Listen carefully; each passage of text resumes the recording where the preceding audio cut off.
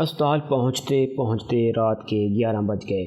اس وقت تک فضا میں اچھی خاصی خنکی شامل ہو چکی تھی۔ میں نے تانگے والے کو ایک مرتبہ پھر انتظار کی سولی پر چڑھایا اور کانسٹیبل مراد کے ساتھ ہسپتال کے اندر داخل ہو گیا۔ جلد ہی ہم ڈاکٹر بشارت کے پاس پہنچ گئے۔ وہ اس وقت ہسپتال کے ایک بستر پر آنکھیں بند کیے لیٹا تھا۔ میں نے اس سے بات کرنے سے پہلے اس ڈاکٹر سے ملنا ضروری سمجھا جس نے ہسپتال میں اسے اٹینڈ کیا تھا۔ میری یہ کوشش خاصی سود مند ثابت ہوئی۔ ڈاکٹر کی زبانی مجھے ڈاکٹر بشارت کی حالت کے بارے میں پتہ چل گیا۔ خوشیہ کے جنون نے ڈاکٹر کو اچھا خاصا نقصان پہنچایا تھا۔ ڈیوٹی ڈاکٹر کے مطابق ڈاکٹر بشارت کی پیشانی پر 4 ٹانکے لگانا پڑے تھے۔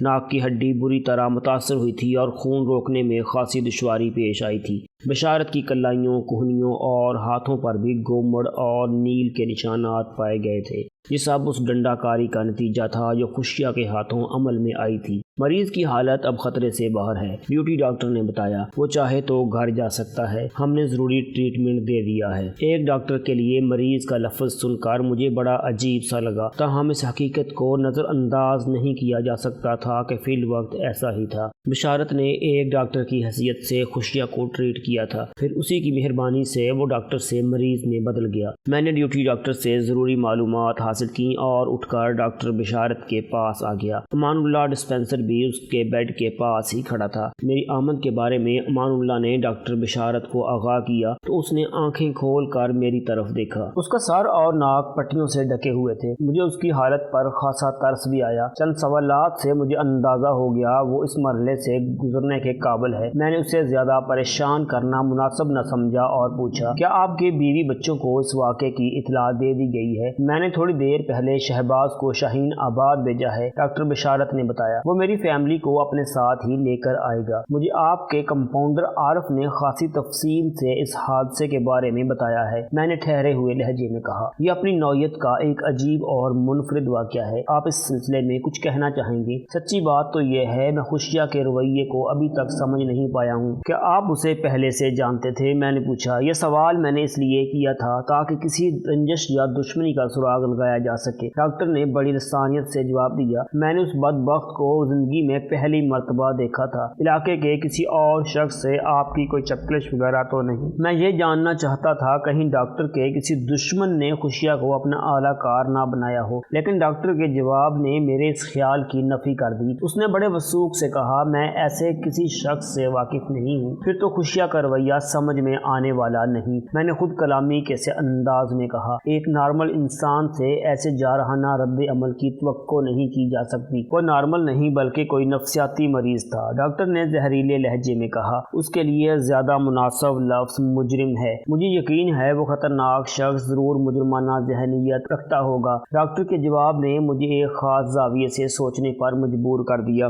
خوشیہ کی طرف سے میرا دل بھی مطمئن نہیں تھا، میں بھی اس کے حوالے سے خاصے منفی انداز میں سوچنے پر مجبور تھا۔ میں نے ڈاکٹر بشارت سے پوچھا، کیا خوشیہ نے آپ کو بتایا تھا اس کی پنڈلی پر زخم کیسے آیا تھا؟ میں جب بھی کسی غیر معمولی زخم والے شخص کو ٹریٹ کرتا ہوں تو اس کے بارے میں پوچھ گچھ کر کے اپنی تسلی کر لیتا ہوں، ڈاکٹر نے ٹھہرے ہوئے لہجے میں بتایا۔ میں نے خوشیہ سے بھی اس سلسلے میں چند سوالات کیے تھے، ان کے جواب میں اس نے جو کچھ بتایا وہ مجھے مطمئن کر دینے کے لیے کافی تھا، لیکن اب میں دوسرے انداز میں سوچ رہا ہوں۔ ڈاکٹر بشارت بولتے بولتے اچانک خاموش ہوا تو میں سوالیہ نظر سے اسے دیکھنے لگا۔ چند لمحات کے توقف کے بعد اس نے بات مکمل کرتے ہوئے کہا، مجھے شک ہے خوشیہ کی ٹانگ کسی مجرمانہ کارروائی کے نتیجے میں زخمی ہوئی تھی۔ میں نے پوچھا، ابھی تک آپ نے بتایا نہیں کہ خوشیہ نے آپ کو کیا وجہ بتائی تھی؟ اس نے بتایا تھا وہ ایک زیر تعمیر عمارت کے قریب سے گزر رہا تھا، وہاں دیگر بلڈنگ مٹیریل کے علاوہ بہت سارا سریا بھی رکھا ہوا تھا۔ اسی سریے کے ڈھیر میں ایک سریا بڑے خطرناک انداز میں باہر کو نکلا ہوا تھا،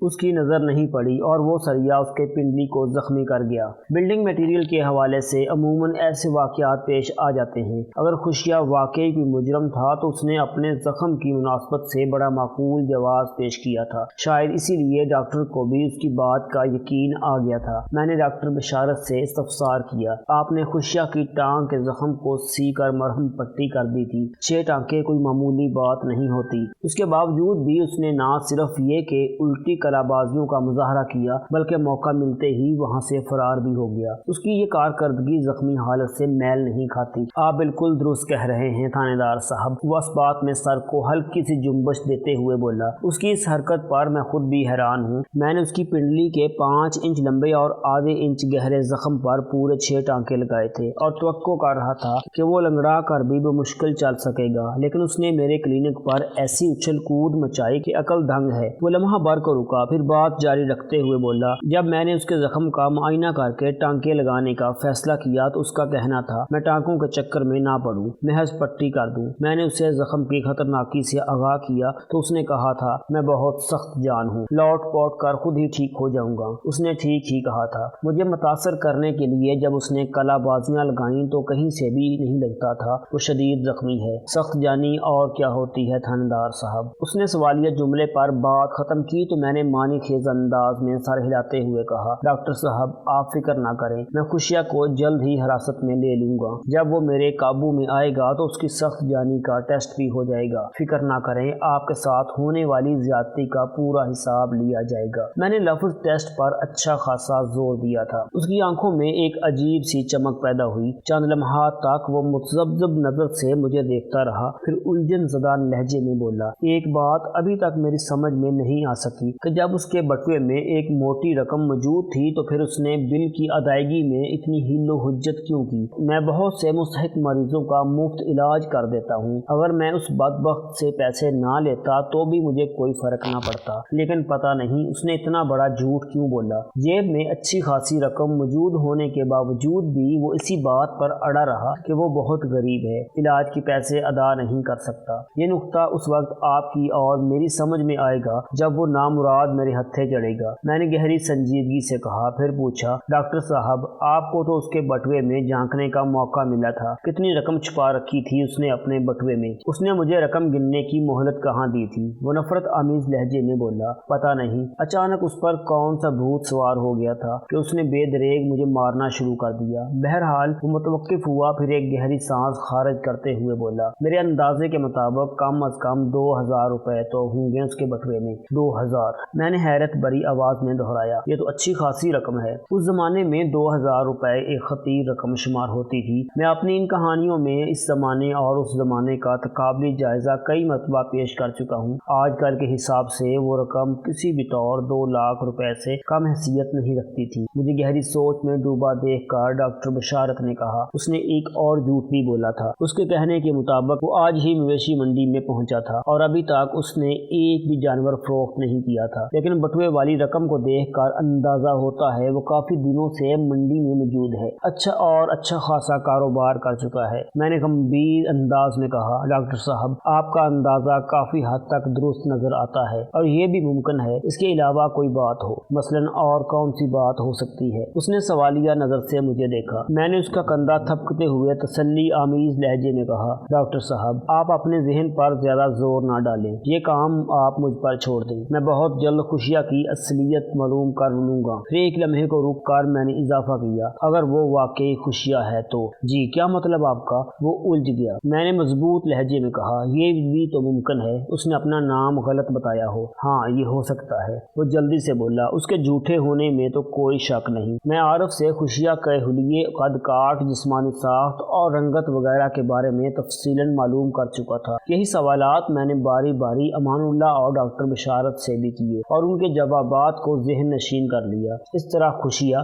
یا وہ جو کوئی بھی تھا، اس کا سراپا میرے ذہن میں نقش ہو کر رہ گیا۔ رخصت سے پہلے میں نے ڈاکٹر سے پوچھ لیا، کیا شہباز واقعی آپ کے پاس آئے گا؟ اس نے کہا تو یہی تھا کہ میری فیملی کو گھر پہنچانے کے بعد وہ سیدھا ہسپتال پہنچے گا۔ ڈاکٹر نے بتایا، یہاں والوں نے تو مجھے چھٹی دے دی ہے، شہباز آئے گا تو میں جانے کا پروگرام بناتا ہوں، اگر آپ کہیں تو میں آپ کو گھر پہنچانے کا بندوبست کر دیتا ہوں۔ میں نے پیشکش کرنے والے انداز میں کہا، میرے پاس سالم ٹانگا ہے، ہم آپ کو گھر چھوڑنے کے بعد تھانے چلے جائیں گے۔ وہ ممنونیت برے لہجے میں بولا، آپ نے پہلے ہی میری خاطر کافی تکلیف کی ہے، یہ تو میرا فرض تھا۔ میں نے کہا، اگر آپ پولیس کے ساتھ نہیں جانا چاہتے تو دوسری بات ہے، ورنہ میری پیشکش تو موجود ہے۔ تھوڑی سوچ بچار کے بعد وہ ہمارے ساتھ جانے کے لیے تیار ہو گیا۔ ہم محلہ بختے والا میں جب اس کے گھر پہنچے تو اس وقت شہباز بھی اس کی بیوی بچوں کو لے کر آ گیا۔ میں نے شہباز اور کانسٹیبل کی مدد سے ڈاکٹر بشارت کو گھر کے اندر پہنچایا اور تھانے آنے کے لیے تانگے کی طرف بڑھ گیا۔ شہباز بھی میرے ساتھ تانگے تک آیا۔ وہ مجھ سے کافی باتیں کرنا چاہتا تھا۔ میں نے کہا، شہباز کیا تم خوشیہ کے بارے میں کچھ جانتے ہو؟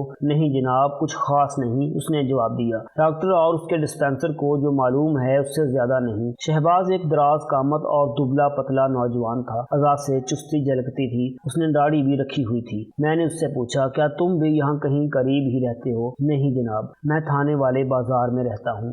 یہ تو مجھے معلوم ہو چکا تھا۔ وہ خوشیہ اور ڈاکٹر کو پیش آنے والے واقعے کے محرکات سے واقف نہیں، لہذا آدھی رات کو اس سے سوال و جواب کر کے وقت برباد کرنے کا کوئی فائدہ نہیں تھا۔ اس لیے میں نے اس سے کہہ دیا، تم کل صبح تھانے آ جاؤ، پھر ہم وہیں پر ساری باتیں کر لیں گے۔ وہ شکریہ ادا کرنے کے بعد رخصت ہو گیا۔ میں تانگے پر سوار ہو کر چل پڑا۔ میں تھانے میں داخل ہوا تو شبینہ ڈیوٹی والا ASI میرا منتظر تھا۔ مجھ پر نظر پڑتے ہی اس نے شکوہ بھرے لہجے میں کہا، ملک صاحب، لگتا ہے آپ ابھی تک مجھ سے ناراض ہیں۔ ASI مزمل کو میں نے 2 ماہ پہلے بری طرح لتاڑ دیا تھا۔ مجھے معلوم ہوا تھا کہ اس نے ایک مجرم سے 20 روپے رشوت لے کر اسے چھوڑ دیا تھا۔ میں نے جب اس سلسلے میں اس سے پوچھ گچھ کی تو پہلے تو وہ خود کو بچانے کے لیے آئیں بائیں شائیں کرتا رہا، لیکن جب میں نے اسے وارننگ دی کہ اگر اس نے اپنی غلطی کا اعتراف نہ کیا تو میں اس کی شکایت اوپر تک پہنچاؤں گا، تو اس نے رشوت والی بات قبول کر لی۔ بہرحال اس کی درخواست پر میں نے اسے معاف کر دیا تھا۔ وہ اس وقت اسی واقعہ کا حوالہ دے رہا تھا۔ میں نے کہا، میں نے جب تمہیں معاف کر دیا ہے تو پھر ناراضگی کا کیا سوال پیدا ہوتا ہے؟ جناب،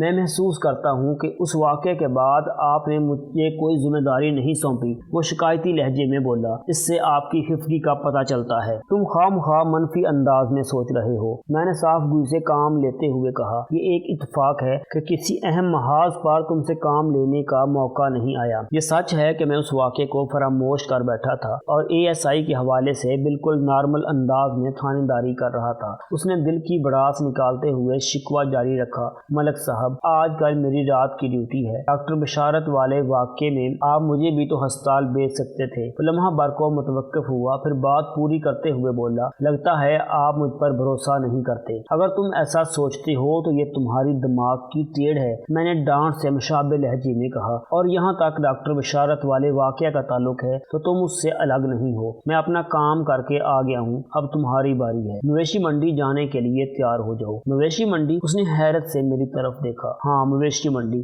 میں نے ایک ایک لفظ پر زور دیتے ہوئے کہا۔ تمہیں ایک خطرناک آدمی کا سراغ لگانا ہے۔ اس کی آنکھوں میں تشویش ابھر آئی۔ خطرناک آدمی؟ وہ خود کلامی کے انداز میں بڑبڑایا، انتہائی خطرناک اور جنونی۔ میں نے ٹھوس انداز میں کہا، میں اس شخص کا ذکر کر رہا ہوں جس کی بائیں ٹانگ کی پنڈلی میں 6 ٹانکے لگے ہوئے ہیں اور جس نے ڈاکٹر بشارت کو شدید زخمی کر کے سول ہسپتال پہنچنے پر مجبور کر دیا تھا۔ خوشیہ اس کا نام ہے۔ وہ قربانی کے لیے مال مویشی فروخت کرنے ادھر مویشی منڈی میں آیا ہوا ہے۔ ASI مزمل کی آنکھیں پھیل گئی۔ اچھا، آپ اس بندے کی بات کر رہے ہیں؟